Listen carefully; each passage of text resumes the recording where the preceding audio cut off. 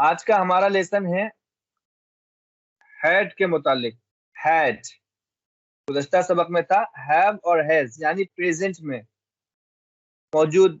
फिलहाल आपके पास क्या है? आप मेरे पास एक कलम है, मेरे पास एक गाड़ी है, तुम्हारे पास दो गाड़ी है। तो उसको बताने के लिए आप हैव और हैज आपने इस्तेमाल किया।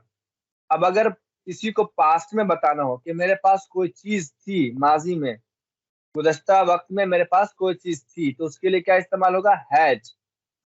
और ये तमाम के लिए ही है। ऐसा नहीं है कि चंद प्रोनाउंस के लिए हैड है और किसी और के लिए और लफ्ज है। जिस तरह हैव और हैज कुछ प्रोनाउंस के लिए हैज था और किसी प्रोनाउंस के लिए, चंद प्रोनाउन के लिए हैव था। यहाँ पर ऐसा नहीं है, हर एक प्रोनाउन के लिए यहाँ पर हैड है। चाहे वो आई हो, ही हो, शी हो, दे हो, सबके लिए क्या है? हैड है। इसमें किसी तरह की कोई तब्दीली नहीं होगी। बस एक याद रखना है कि माजी में बताने के लिए हमें हैड लगाना है कि माजी में कोई चीज मेरे पास थी, तो उसके लिए हैड का इस्तेमाल करेंगे। और हैड तमाम प्रोनाउंस के साथ हैड ही रहेगा। आई हैड अ पेन, मेरे पास एक कलम था। यू हैड अ कंप्यूटर, तुम्हारे पास एक कंप्यूटर था। शी हैड अ कंप्यूटर, उस लड़की के पास, उसके पास एक कंप्यूटर था। ही हैड अ मोबाइल, उसके पास एक मोबाइल था। ये ध्यान में रखिएगा, इसका माना है था। हैव और हैज का माना है।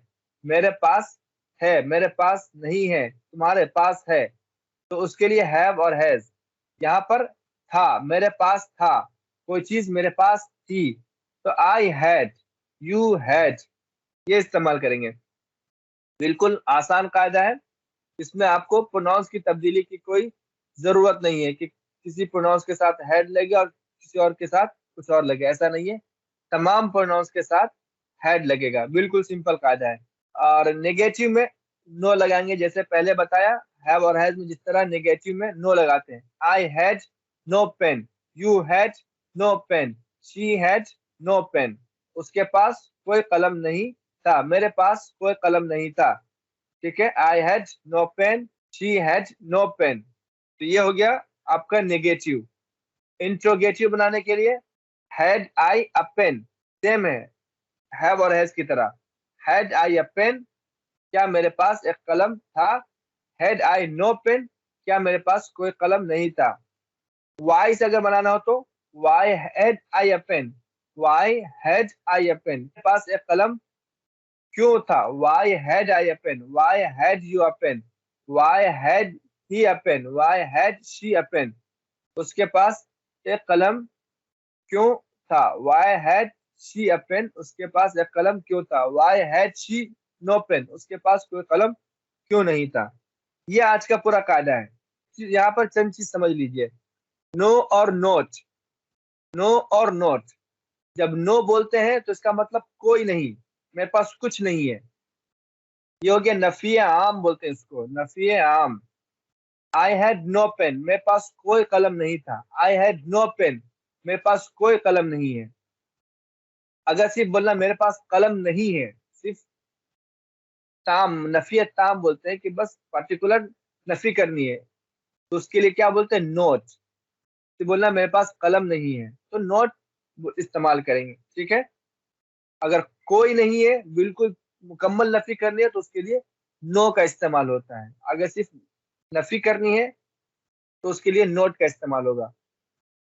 अब यहाँ पर समझिए कि अभी जो हम लोग जुमला बना रहे हैं, I had no pen, I had no three pen, तो ये पुराना कायदा है। अब जो इस्तेमाल करते हैं वो अलग है, सवालिया जुमले में और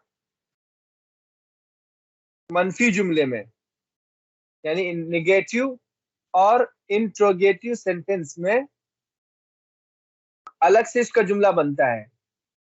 हैव और हैज वाला जो जुमला है वहां पर हमने पढ़ा है, तो हैव और हैज के साथ क्या लगता है? डू और डस का इस्तेमाल होता है। डू और डस का इस्तेमाल होता है सवाल बनाते वक्त या मनफी बनाते वक्त। इंट्रोगेटिव या निगेटिव बनाते वक्त क्या लगता है? डू और डस का इस्तेमाल होता है। और यहाँ पर हैड के साथ डिड का इस्तेमाल होता है। समझिए कैसे। मेरे पास एक कलम है तो बोलेंगे आई हैव अ पेन। मेरे पास 2 कलम नहीं है तो डू नॉट हैव लगेगा, do not. I do not have a pen, do not, do not, I do not have a pen या I don't have a pen. मेरे पास कलम नहीं है। ठीक है। इसी तरह यहाँ पर हैड के साथ क्या लगता है, डिड। हैड के साथ डिड लगता है। जैसे I did not have a pen, I did not have a pen. I या you did not have a pen, you did not have a pen. लेकिन जब जैसे आप ये ध्यान में रखिए कि जब डिड लगा देते हैं या डू और डज लगाते हैं तो फिर उसकी असली शक्ल में हो जाएगा। असली शक्ल क्या है, हैव। चाहे वो पास्ट में हो या प्रेजेंट में हो, चाहे वो पास्ट में हो या प्रेजेंट में हो, जब डू और डज लग जाएगा या डिड लग जाएगा तो हैव, हैज, हैड सब क्या हो जाता है, हैव बन जाता है। अभी इसी बुनियादी तौर पर समझ लीजिए कि 2 तरीके हैं। पहला तरीका क्या था जो हमने अभी पढ़ा है, पहला तरीका वह है जो हमने पढ़ा के I had a pen, I had no pen, I had, you had no pen. लेकिन एक और तरीका है, डू और डस का इस्तेमाल करते हैं या फिर डिड का इस्तेमाल करते हैं। हैड के साथ डिड का इस्तेमाल होगा और हैव और हैज के साथ डू या डस का इस्तेमाल होगा। हैज के साथ डज और हैव के साथ डू। जब डू डज डिड जब लग जाएगा तो हैव और हैड या हैज सब क्या बन जाते हैं, हैव बन जाते हैं। जैसे मिसाल के तौर पर आई हैड अ पेन, मेरे पास एक कलम था। अब अगर मेरे पास एक कलम नहीं था, I did not have a pen, I did not have a pen, मेरे पास एक कलम नहीं था। I did not have 2 pens, मेरे पास 2 कलम नहीं था। डिड नॉट हैव लगा दिया, इसको ध्यान में रखिएगा। अब वहां पे जाएंगे हैव और हैज में, तो आई हैव अ पेन, मेरे पास एक कलम है। I do not have a pen, मेरे पास एक कलम नहीं है। I do not have 2 pens, मेरे पास 2 कलम नहीं है। शी डज नॉट, अब हैज है ना, शी के साथ हैज लगता है इसलिए डज लगाएंगे। She does not have a pen, तो डज लगाया तो हैव बन गया। She does not have a pen, उसके पास एक कलम नहीं है। हमें तो इतना कायदा ध्यान में रखना है कि हैव और हैज प्रेजेंट के लिए आता है और हैड पास्ट के लिए आता है। ठीक है, इतना ध्यान में रखिए। मेरे पास एक कलम था, आई हैड अ पेन, मेरे पास कोई कलम नहीं था, आई हैड नो पेन। क्या मेरे पास एक कलम था, हैड आई अ पेन। क्या मेरे पास कोई कलम नहीं था, हैड आई नो पेन। मेरे पास एक कलम क्यों था, why had I a pen.